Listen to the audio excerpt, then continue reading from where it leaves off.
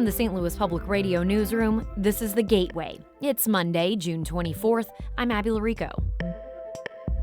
Midwest farmers use millions of tons of nitrogen fertilizer each year to maximize their corn and soybean production. I need that nitrogen.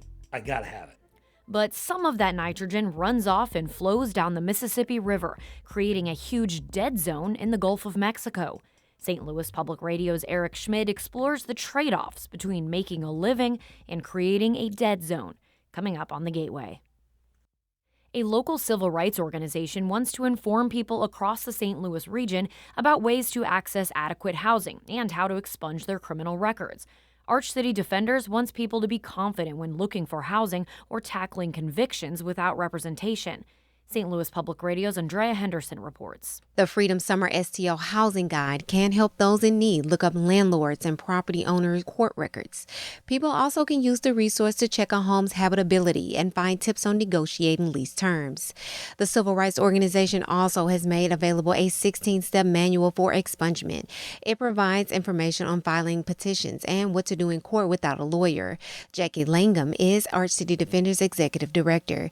She hopes the information will lead to policy changes. It's a powerful opportunity for us to communicate information to people in Jefferson City and in local governments. Both guides are available at prosestl.org. I'm Andrea Henderson, St. Louis Public Radio. Lindenwood University laid off 12 staff and 2 faculty members late last week and won't fill dozens of open positions.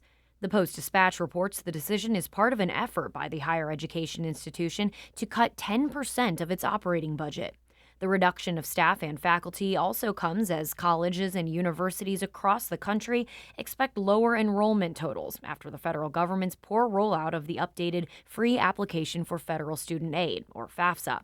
Lindenwood University President John Porter tells the newspaper tuition deposits and registrations are lower for this upcoming fall semester. The university is planning an advertising push over the summer to increase those numbers. Public transportation districts in southern Illinois are getting $1.8 million from the federal government to improve access to transit options. Mawa Iqbal reports. The money is meant to make it easier for riders traveling downstate to schedule trips across different transit districts.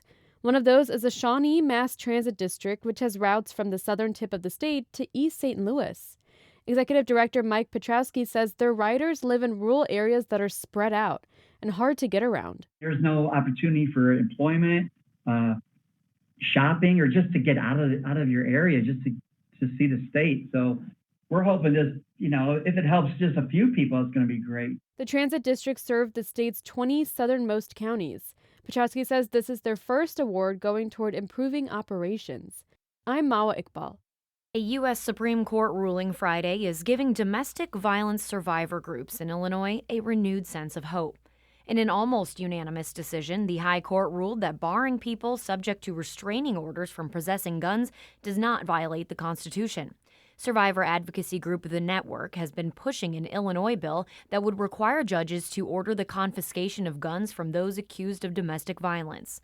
Executive Director Amanda Pyron says lawmakers were waiting to see how this Supreme Court case would shake out. We expect, again, that these concerns that were raised, in the Illinois General Assembly are now null and void, that they've been emphatically answered by the Supreme Court of the United States. Pyron says she's looking toward the fall legislative session to get the bill over the finish line.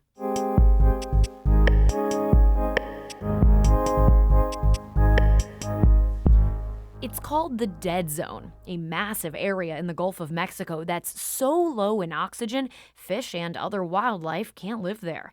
Now the federal government estimates the dead zone to be the size of Connecticut. That's much larger than hoped and likely means a 2025 deadline to reduce the dead zone by 20% will be missed. Roughly 70% of harmful nutrients that cause the dead zone come from Midwest farms, namely fertilizer. Without laws to regulate fertilizer use, farmers are left to make changes on their own. But many don't.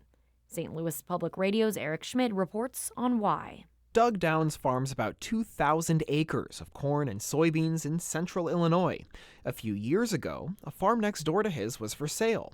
It was a public auction, and up on a board were numbers of how much that farm had produced each year. I hate to say it like this, they were shockingly low for the type of farm they were in the area. The farm was known to use cover crops in the off-season, plants like cereal rye or wheat, which can soak up nutrients like nitrogen and keep them from running off and polluting the water. Downs had long been curious if cover crops could work on his fields, but these numbers... I'm like, holy cow. I mean, there's no way I could make that work. Downs isn't against cover crops. He's used them for years, and these days about 15 to 20% of his fields have them. But I can't use them everywhere. I can't lose money for the sake of growing a cover crop. So Downs does what many Midwestern farmers do. He uses additional fertilizer for the corn he grows. I need that nitrogen. I gotta have it. It's this nitrogen that's causing the dead zone in the Gulf of Mexico. And U.S. Secretary of Agriculture Tom Vilsack says some farmers are even using more of it than they need to. Many of our corn acres are being over-fertilized. The reason is most farmers are focused on growing as much corn and soy as they can each year, so says Jay Arbuckle, a rural sociologist at Iowa State University who has surveyed hundreds of farmers over the past 25 years. They tell him it's all about their bottom line. You know, if I'm not economically sustainable in the short term, there's no way I can be environmentally sustainable in the long term. What some farmers may not realize, Arbuckle says, is that cover crops make more nitrogen available in the soil, which means farmers could spend less money on additional fertilizer. This would make their profits bigger and put fewer pollutants in the water. But it could take years before an operation like that becomes profitable, years that many farmers simply can't afford.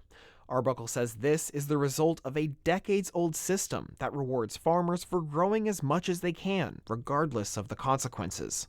Farmers are now saying, well, we've done what you asked us to do, and now we're being asked to do something different. How do I get there? One program that's answering that question is Precision Conservation Management, which is run by the Illinois Corn Growers Association. It uses government and private money to pay farmers to try things like cover crops or no-till farming, which can reduce the need for extra nitrogen. And these practices can produce crops that could then be marketed as better for the environment. Ed Decker, who also farms corn and soy in central Illinois, recently signed up. He says while he and other farmers value their independence, it is nice to get paid to try something new. It's a double-edged sword, honestly. We kind of need to be doing it on our own if that's the right thing to do in the long term. The program is still pretty small. Only a fraction of Illinois farmers are enrolled. The idea is to get farmers to change now, before the federal or state government steps in to regulate them. Doug Downs expects this will happen, that farmers like him will eventually be required to use more cover crops and less synthetic fertilizers. He says he'll try anything that could help him do that. It just has to make sense for his bottom line. We're not providing a service. I mean, I hate to say it like that. I'm here to make a living. My definition of sustainability is staying in business and putting my kids through school and making my mortgage payments and making my farm payments, I certainly don't want to pollute my water. For now, Downs says he will use less fertilizer next year and see if he can figure out how to make it and other sustainable farming practices work for him in the future. In Champaign County, Illinois, I'm Eric Schmid, St. Louis Public Radio. Our Brian Moline edited that piece. It's part of the series Farm to Trouble from the Mississippi River Basin Ag and Water Desk. Learn more at agwaterdesk.org. The Gateway is a production of St. Louis Public Radio, a listener-supported service of the University of Missouri St. Louis. Music by Ryan McNeely of Adult Fur. I'm Abby Larico, and from the St. Louis Public Radio newsroom, this has been The Gateway.